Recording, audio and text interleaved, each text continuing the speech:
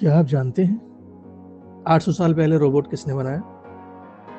وہ تھے اسماعیل الجزاری۔ جانیے ان کی پوری کہانی محمد آصف صدیقی کی زبانی۔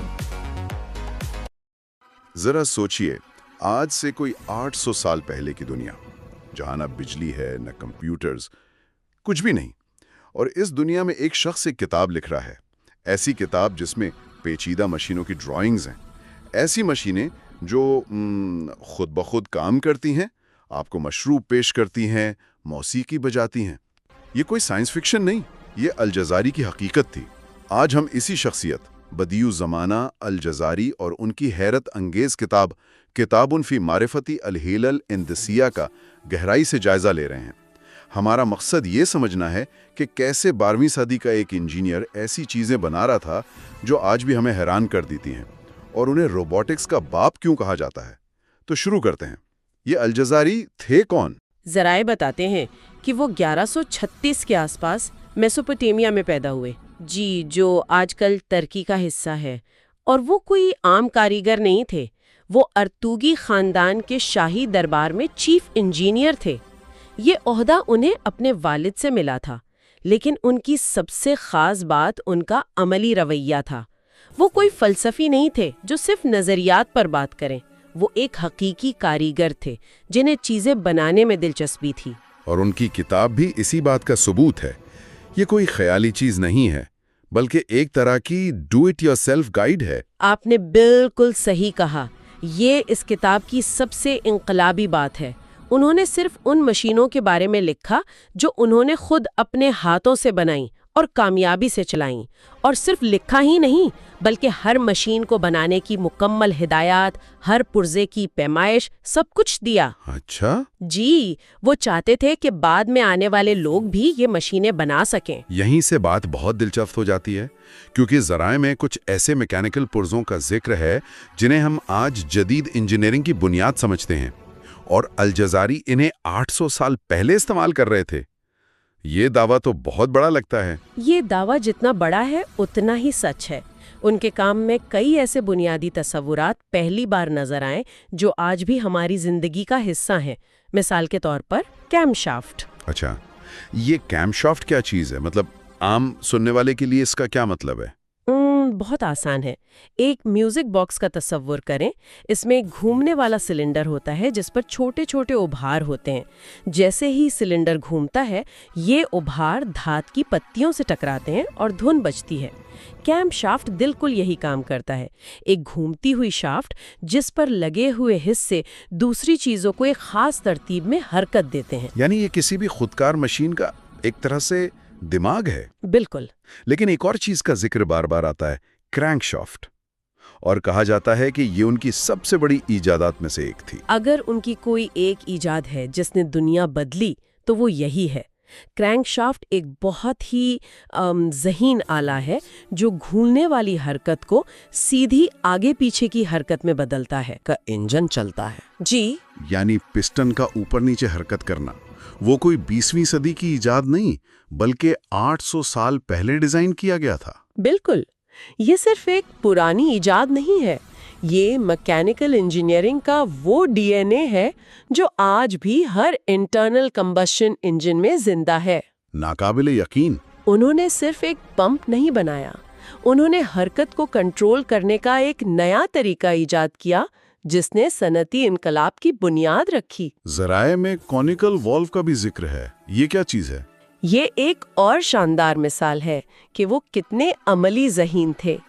آج کل کے پانی کے نل کے اندر جو حصہ پانی روکتا ہے وہ اکثر کون کی شکل کا ہوتا ہے تاکہ وہ سوراخ کو پوری طرح بند کر سکے، لیک پروف طریقے سے۔ صحیح۔ الجزاری نے یہی اصول صدیوں پہلے پانی کے بہاؤ کو کنٹرول کرنے کے لیے استعمال کیا۔ تو وہ صرف مشینیں نہیں جوڑ رہے تھے بلکہ وہ ان مشینوں کے بنیادی پرزے خود ایجاد کر رہے تھے۔ جی ہاں، وہ ایک حقیقی سسٹم انجینئر تھے۔ وہ لکڑی کو تہوں میں جوڑتے تھے تاکہ وہ نمی سے مڑے نہیں، وہ پہیوں کو متوازن کرتے تھے، اور سب سے بڑھ کر وہ کسی بھی مشین کو بنانے سے پہلے اس کے کاغذی ماڈل بناتے تھے۔ کاغذی ماڈل؟ یعنی پروٹوٹائپ؟ 12ویں صدی میں؟ جی بالکل، یہ آج کے دور میں پروٹوٹائپ بنانے جیسا عمل ہے۔ تو انہوں نے ان تمام ذہین پرزوں کا استعمال کہاں کیا؟ ذرائع کا ایک بڑا حصہ ان کی پانی اٹھانے والی مشینوں پر ہے۔ ظاہر ہے، کیونکہ میسوپوٹیمیا جیسے علاقے میں پانی زندگی اور موت کا مسئلہ تھا۔ ان کی 5 مشینیں اسی مسئلے کا حل تھیں۔ ان میں سب سے مشہور ساکیا چین پمپ کا جدید ورژن تھا۔ انہوں نے پہلی بار اس میں کرینک شافٹ کا استعمال کیا، اچھا، جس سے جانوروں کی بجائے ہاتھ کی طاقت سے زیادہ مؤثر طریقے سے پانی نکالا جا سکتا تھا۔ اور ذرائع میں ایک بہت ہی حیران کن تفصیل ہے کہ ان کے ایک ڈیزائن میں پمپ کی چین کی شکل موبیوس اسٹرپ جیسی نظر آتی ہے۔ ایک منٹ رکیے، موبیوس اسٹرپ، یہ تو ایک بہت جدید ریاضیاتی تصور ہے۔ کیا آپ کہہ رہی ہیں کہ الجزائری نے اسے اتفاقاً بنا لیا تھا؟ یہ ایک زبردست سوال ہے۔ زیادہ امکان یہی ہے کہ یہ ایک عملی ڈیزائن کا نتیجہ تھا، ریاضیاتی نظریے کا نہیں۔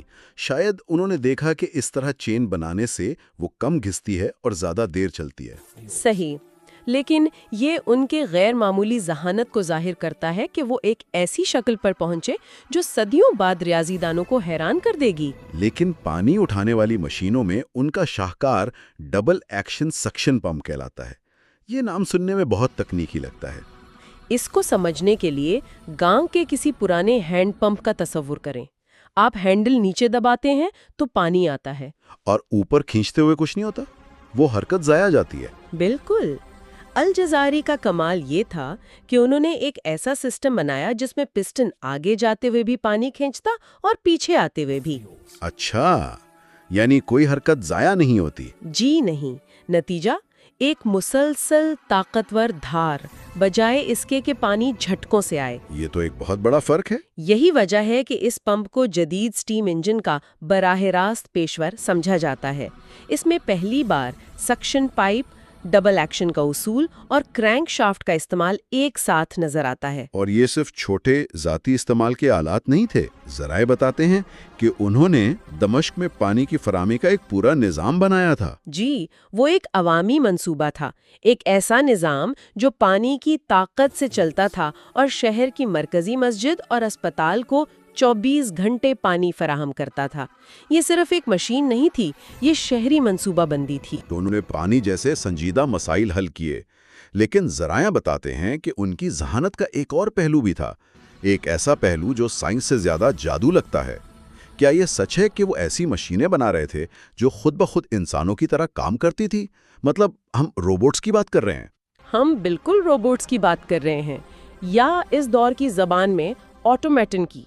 اور یونانیوں کے برعکس، جن کے آٹومیٹن اکثر صرف تماشے کے لیے ہوتے تھے، الجزائری کی مشینیں انسانی آرام اور سہولت کے لیے تھیں۔ ذرائع میں کچھ مثالیں ہیں جو ذہن کو دنگ کر دیتی ہیں، جیسے کہ ایک مشروب پیش کرنے والی خادمہ۔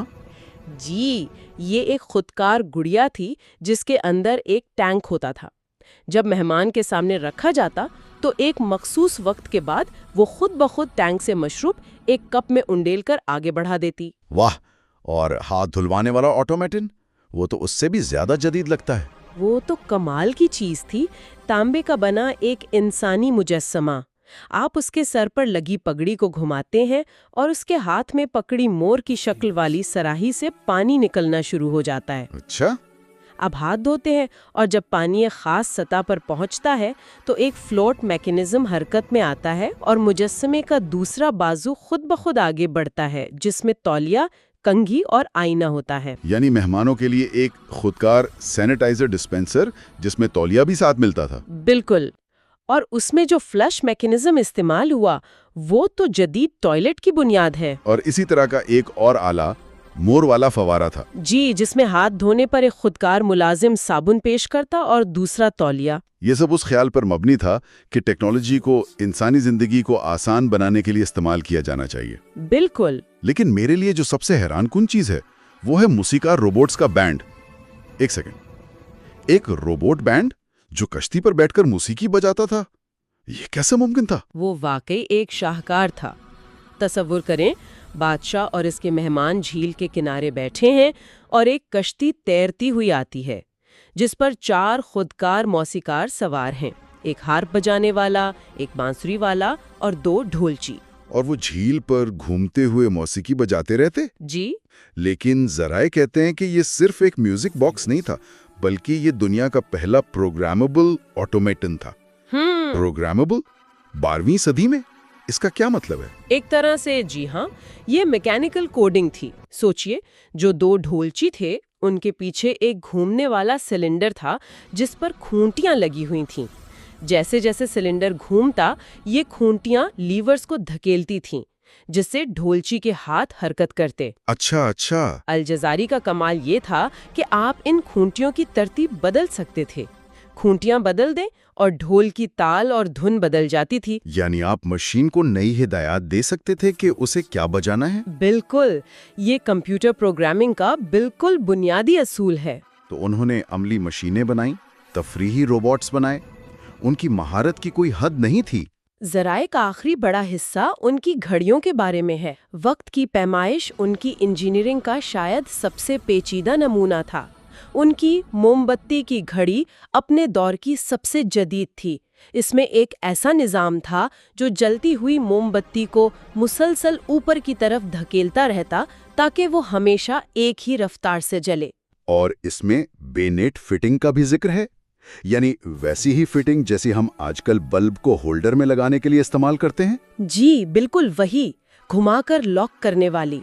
ये छोटी सी तफसील बताती है कि वो सिर्फ बड़े नजरियात पर ही नहीं बल्कि अमली डिजाइन पर भी कितनी गहरी तवज्जो देते थे। जी। और फिर आती है उनकी सबसे मशहूर तख्लीक, हाथी घड़ी। हाथी घड़ी सिर्फ एक घड़ी नहीं थी, ये सकाफतों का संगम और मैकेनिकल आर्ट का शाहकार थी। उसका डिजाइन हिंदुस्तानी हाथी, मिस्री फन, अरबी मुजस्समे और चीनी ड्रैगन को यकजां करता था। और तकनीकी तौर पर इसमें क्या खास था? 2 बातें। एक, ये पहली घड़ी थी जिसमें एक रोबोट मुकर्ररा वक्फों के बाद हरकत करता था। हर आधे घंटे बाद एक परिंदा चहचहाता, एक इंसानी मुजस्मा एक झांझ बजाता। और दूसरी खास बात? दूसरी और ज्यादा अहम बात ये थी कि ये साल भर दिनों की गैर मसावी लंबाई के मुताबिक वक्त की दुरुस्त पैमाइश करती थी। अच्छा। इस दौर में घंटों की लंबाई दिन और रात के साथ बदलती थी। उस घड़ी का निजाम खुद ब खुद इस तब्दीली के मुताबिक खुद को एडजस्ट कर लेता था, जो फल्कियात और मैकेनिक्स की गहरी समझ के बगैर नामुमकिन है। बिल्कुल। और किला घड़ी तो इससे भी बड़ी और पेचीदा थी। जी, वो एक दिवाहेकिल फल्कियाती घड़ी थी, कोई 11 फीट ऊंची। उसे आज का डिजिटल डिस्प्ले समझ लें।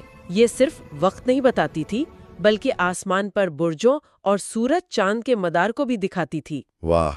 हर घंटे पर दरवाजे खुलते, एक मुजस्मा बाहर आता और उसके अंदर छुपे 5 खुदकार मौसीकार मौसीकी बजाते थे। तो इस सब का क्या मतलब है? जब हम अल जज़ारी के काम को देखते हैं तो हमारे सामने एक ऐसी शख्सियत आती है जो एक इंजीनियर, एक आर्टिस्ट और एक मुजिद थे। उनकी मिरास ये है कि वो सिर्फ खिलौने नहीं बना रही थीं, वो अमली मसाइल हल कर रही थीं, जैसे पानी की फराहमी। वो इंसानी आराम के लिए आलात बना रही थीं और वो मैकेनिकल इंजीनियरिंग के उन बुनियादी उसूलों को कायम कर रही थीं जिन पर आज की दुनिया खड़ी है। ये एक बहुत बड़ा दावा है कि जदीद इंजीनियरिंग की बुनियादें उनके काम में नजर आती हैं। ये एक अहम नुक्ता है। ये कहना मुश्किल है कि उनकी किताब का बराह रास्त असर लियोनार्डो या यूरोप के दूसरे इंजीनियर्स पर पड़ा। हालांकि कुछ शवाहिद इस तरफ इशारा करते हैं। लेकिन अहम बात ये नहीं कि किसने किससे सीखा। अहम बात यह है कि अल जज़ारी ने वो बुनियादी मैकेनिकल ज़बान इजाद की, crane shaft, cam shaft, walls, piston, जिसे हर इंजीनियर को सीखना पड़ता है। सही। उन्होंने मसाइल को हल करने का एक ऐसा तरीका वज़ा किया जो आज भी मुतल्लिका है। अल जज़ारी ने अपने काम को इतनी तफसील से दर्ज किया कि कोई भी इसे देखकर वो मशीनें दोबारा बना सकता था। उन्होंने अपने इल्म को छुपाया नहीं। ये आज के लिए एक अहम सवाल उठाता है, पेटेंट और दानिशवराना इमलाक के इस दौर में जिद्दत तराजी के तफसीली मंसूबों को खुलेआम बांटने की क्या अहमियत है? बिल्कुल उसी तरह जैसे अल जज़ारी ने अपनी इल्म की किताब में किया था।